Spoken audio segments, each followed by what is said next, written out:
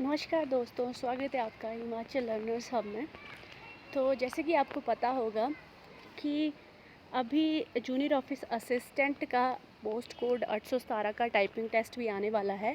With in 2 month और 2.5 month में ये आ जाएगा टाइपिंग टेस्ट। तो उसके रिलेटेड बहुत से क्वेश्चंस थे स्टूडेंट्स के कि मैम क्या बैक स्पेस की यूज़ की जाती है या फिर स्ट्रोक्स क्या होते हैं, कैसे काउंट किए जाते हैं, अगर लाइन स्किप हो जाए तो क्या हम रिजेक्ट हो जाएंगे, या फिर कहाँ कितने स्ट्रोक्स तक हम करें कि हम जो है वो सिक्योर रहें, या फिर अगर हम जो है वो 40 या 42 की स्पीड्स में करते हैं तो हमें क्या बेनिफिट होगा, क्या इसके बोनस मार्क्स लगते हैं। तो ये सारे क्वेश्चंस का आंसर आपको इस वीडियो के अंदर ही मिलेगा।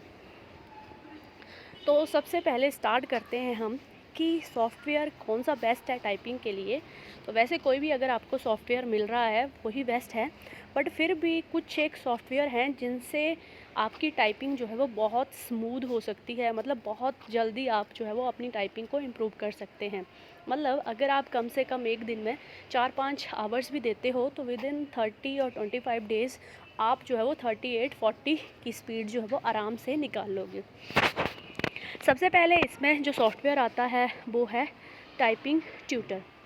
ये मेरा अपना एक्सपीरियंस है कि मुझे लगता है टाइपिंग ट्यूटर से बेस्ट सॉफ्टवेयर कोई और नहीं है, क्योंकि टाइपिंग ट्यूटर की बात की जाए तो इसमें आपको बेसिक से सिखाई जाती है टाइपिंग।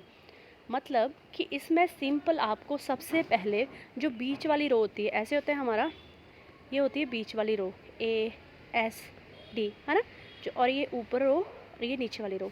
तो इसमें हमें सबसे पहले बीच वाली रो की टाइपिंग सिखाई जाती है। मतलब कि सिंपल वर्ड्स होंगे इसमें आपके, इसमें सिंपली आपकी जो फिंगर्स होती हैं वो कैसे सेट करवाई जाए वो सेट करवाई जाती हैं आपकी। तो इसमें अच्छे वर्ड्स होते हैं। फॉर एग्जांपल ऐड होगा, ADD, एज होगा, मतलब जो भी सिंपल वर्ड्स जो मिडल वाली रो होगी उसमें से ही आपको वर्ड्स दिए जाएंगे। नेक्स्ट आता है आपका टाइपिंग गेम्स का। तो अगर आप बिगिनर हैं किसी भी अगर टाइपिंग करने के लिए, तो डायरेक्ट आप पैराग्राफ मत लग पड़े पढ़ना कि आप डायरेक्ट पैराग्राफ जो है HPSSB का सॉल्व लग पड़ोगे करना। क्योंकि अगर वो डायरेक्ट आप कर रहे हो तो आप मुश्किल से 18-20 तक भी नहीं पहुंचोगे, क्योंकि HPSSB ने वो पैराग्राफ जो है वो प्रॉपर सेटअप किया होता है कि आपकी हाथों की मूवमेंट जो है वो पूरे कीबोर्ड पर प्रॉपरली मूवमेंट हो आपकी। बट आगे अगर आप बिगनर हो तो आपकी जो है वो 1 बाय 1 फिंगर्स जो है वो सेट बैठनी चाहिए। सेकंड थिंग ये है कि क्या हम जो है वो किसी सॉफ्टवेयर पे टाइपिंग करें या फिर हम सिंपली कोई भी न्यूज़पेपर की क्लिप उठा दें उसको टाइपिंग करें। तो ये आपके ऊपर डिपेंड है कि आप कैसे भी कर सकते हो। बट अगर मेरे पॉइंट ऑफ व्यू से देखा जाए तो मैं मुझे लगता है कि अगर आप टाइपिंग ट्यूटर पर करो तो वो बेस्ट थिंग है टाइपिंग ट्यूटर पर, क्योंकि वहाँ पे पहले लेसन 1 होगा, 2, 3, 4 ऐसे ऐसे करके आपको आगे तक एक्सपर्ट्स बनाया जाएगा। क्योंकि वो जो सॉफ्टवेयर डेवलप किया हुआ है उसके पीछे बहुत से लोगों का हाथ है। उन्होंने स्पेशली इसी के लिए डिज़ाइन किया हुआ है कि आपकी टाइपिंग स्पीड जो है वो कैसे बढ़े। जैसे ही आपकी टाइपिंग स्पीड अच्छे से बढ़ रही है, आप 30-32 की टाइपिंग स्पीड पर पहुंच रहे हो, उसके बाद आप न्यूज़पेपर की क्लिप जो है वो टाइप कर सकते हो। सेकेंड इम्पॉर्टेंट चीज़ इज़ कि अगर हम न्यूज़पेपर की क्लिप को टाइप कर रहे हैं तो हमें कैसे पता चलेगा कि हमने कितने स्ट्रोक्स किए, कितने वर्ड्स किए, क्या किया। तो ऐसा किया करो कि आप सिंपली एक वॉच रख लिया करो और वॉच का टाइमर स्टार्ट कर दिया करो कि मुझे 10 मिनट्स में टाइपिंग करनी है, उसके बाद वर्ड्स को काउंट कर दिया करो। नेक्स्ट एक और इम्पॉर्टेंट क्वेश्चन था, और ये क्वेश्चन मैक्सिमम हर बच्चे ने पूछा था कि can we use back space key, कि क्या टाइपिंग करते टाइम हम बैक स्पेस की को यूज़ कर सकते हैं। तो बिल्कुल बैक स्पेस की आपकी यूज़ की जाती है। कई यूट्यूबर आपको बोलेंगे कि बैक स्पेस की नहीं यूज़ की जाती है, तो ऐसा कुछ भी नहीं है। आप बैक स्पेस की को आराम से यूज़ कर सकते हैं। अब दिक्कत वाली बात ये आती है कि स्टूडेंट्स बोलते हैं कि ठीक है, फिर अगर बैक स्पेस को यूज़ कर सकते हैं तो फिर गलतियाँ क्यों होगी, गलतियों का तो कोई सवाल ही पैदा नहीं होता। तो बैक स्पेस की अगर आप यूज़ कर रहे हो तो सोचो आपका कितना ज़्यादा टाइम जो है वो वेस्ट हो रहा है। फॉर एग्जाम्पल आपने कोई पैरा लिख दिया और आप 4th लाइन पे चलो, आपको 2nd लाइन में जो है वो गलती दिख रही है, तो क्या आप बैक स्पेस की यूज़ करते हो 2nd लाइन तक जाओगे? नहीं, ऐसा नहीं है। आप सिर्फ 2-3 वर्ड्स पीछे हट सकते हो, उसी को जो है वो रिमूव कर सकते हो, क्योंकि अगर आप 2nd तक गए तो आपका कितना टाइम जो है वो वेस्ट होगा। तो आप बैक स्पेस की पर कम ध्यान रखना पेपर में, और ज़्यादा ध्यान रखना कि मुझे ज़्यादा से ज़्यादा की स्ट्रोक्स मारने हैं, मुझे ज़्यादा से ज़्यादा वर्ड्स टाइपिंग करने हैं। क्योंकि इतना तो आपको पता होगा कि अगर आप 1500 की स्ट्रोक करते हो तो उसमें आपको 15 गलतियाँ जो है वो माफ़ होंगी, 15 गलतियाँ आपकी माफ़ होगी इसमें। और बिल्कुल आप बैक स्पेस की जो है वो यूज़ कर सकते हो। अगर आप बैक स्पेस की यूज़ करके कोई गलती ठीक करते हो तो वो आपकी गलती जो है वो ठीक मानी जाएगी, वहाँ से आपके नंबर नहीं कटेंगे।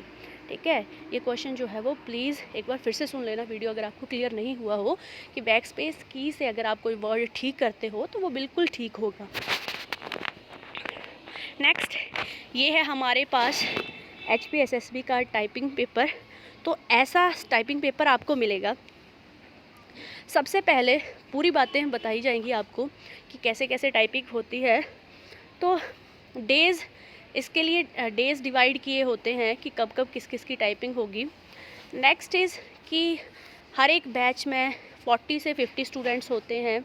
ठीक है, मतलब कि एक दिन में अगर 6 से 7 घंटे भी टाइपिंग टेस्ट चल रहा है तो हर एक बैच में 50 से 60 स्टूडेंट्स होते हैं, 40-50 या 50-60 स्टूडेंट होते हैं। उसके बाद 50 और 60 स्टूडेंट्स एक अलग से हॉल में लेके जाया जाता है, जहाँ पे सिंपल कंप्यूटर्स लगे होते हैं, उनका ही सॉफ्टवेयर होता है, उनका ही टाइमर होता है, सब कुछ उनका ही होता है। आपको ले जाया जाएगा, आपके शूज़ बाहर रिमूव करवाए जाएंगे। उसके बाद आपको सिंपली आपकी सीट दिखाई जाएगी, आपका नेम वहाँ पे डिस्प्ले होगा, रोल नंबर डिस्प्ले होगा आपका वहाँ पे, और उसके बाद आपको जो है वो एक पेपर दिया जाएगा। मतलब टाइपिंग टेस्ट शुरू होने के 10 मिनट पहले आपको एक पेपर दिया जाएगा, जिससे कि आपको जो भी आपको टाइप करना है। तो सबसे पहले जैसे ही आपको पेपर मिले, आपने ऐसा नहीं कि फ्री से रिलैक्स होकर बैठ जाना है कि ठीक है जब पेपर टाइमिंग स्टार्ट होगी तब मुझे करना है, ऐसा कुछ नहीं है। जैसे ही आपको पेपर मिले आपने लाइनें गिनना शुरू कर दें। जैसे ये फर्स्ट लाइन है, यहाँ पे 1 2 3 4 5 6 एंड सो ऑन, मतलब आपको नंबरिंग करनी है लाइंस के अंदर। अच्छा जी, अब ऐसा क्यों करना है, नंबरिंग की क्या ज़रूरत है? तो मैक्सिमम चांस होते हैं पेपर में लाइन स्किप होने से, क्योंकि हम पेपर्स में वर्ड्स नहीं याद रख सकते हैं कि हम कौन से वर्ड हमने लिखा था। बट अगर आप नंबर देते हो तो नंबरिंग हम ईज़िली याद रख सकते हैं, बहुत ईजी से हम नंबरिंग याद रख सकते हैं। तो आप प्रॉपर नंबरिंग करके चला करो।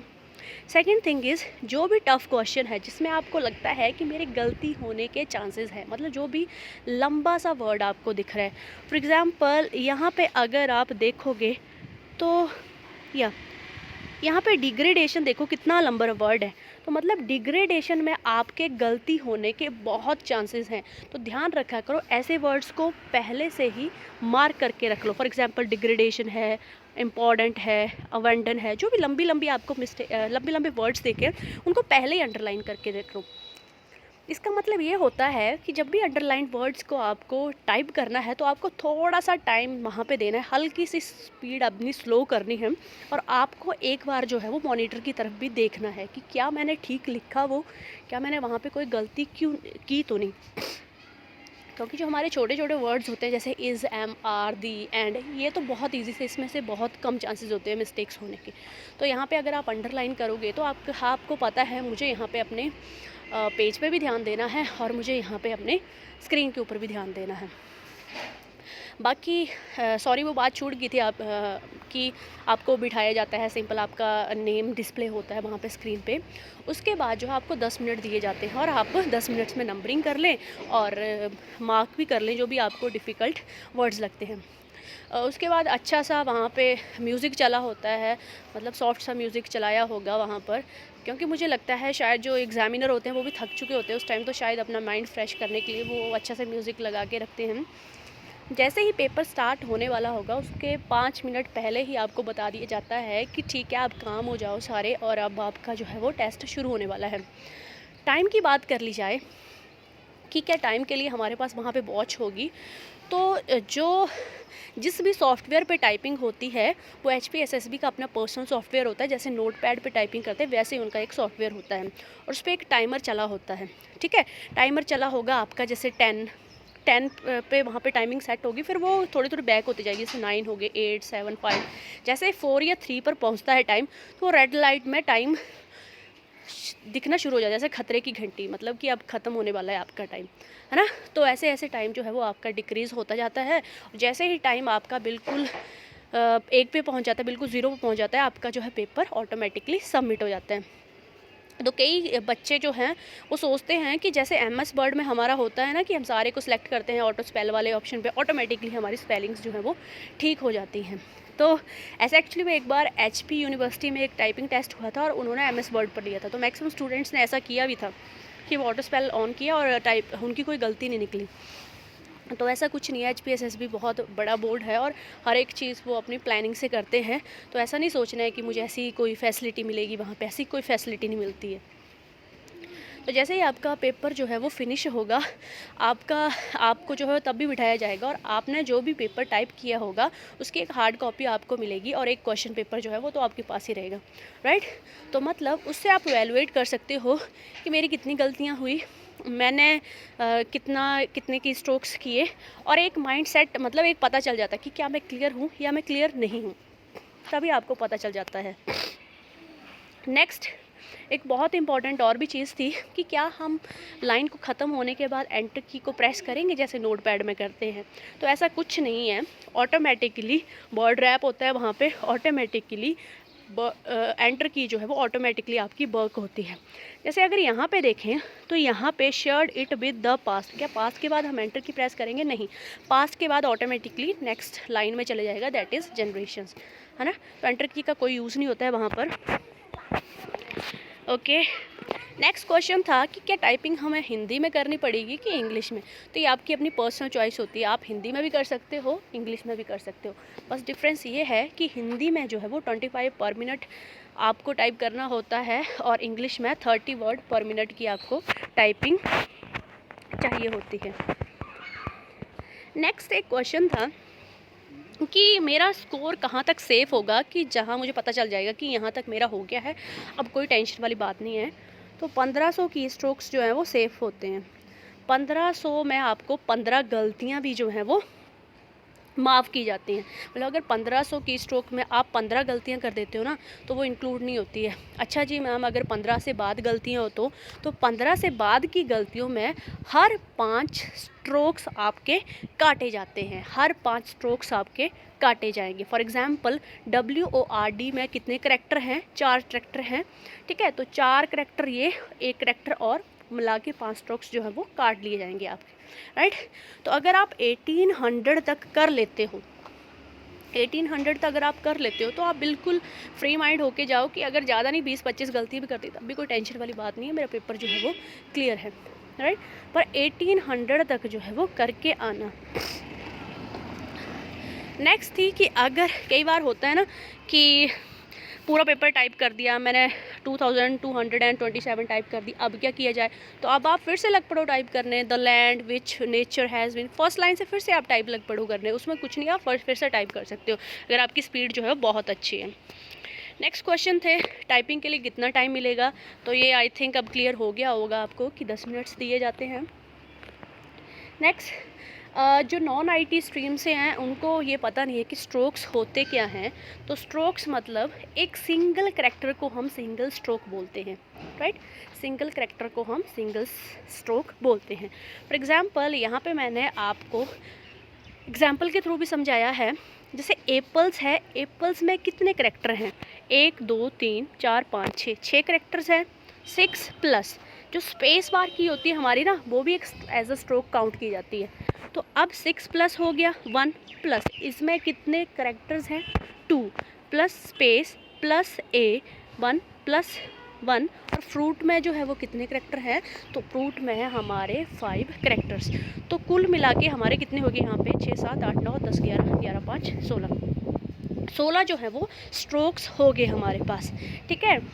तो एक और क्वेश्चन था, मुझे याद आ गया अभी, कि अगर ऐसा हुआ कि स्ट्रोक्स की जगह हमें वर्ड टाइप करने होंगे बोर्ड में, तो 300 वर्ड्स आपकी लिमिट होती है। 300 वर्ड्स इक्वल टू 1500 स्ट्रोक्स, ठीक है।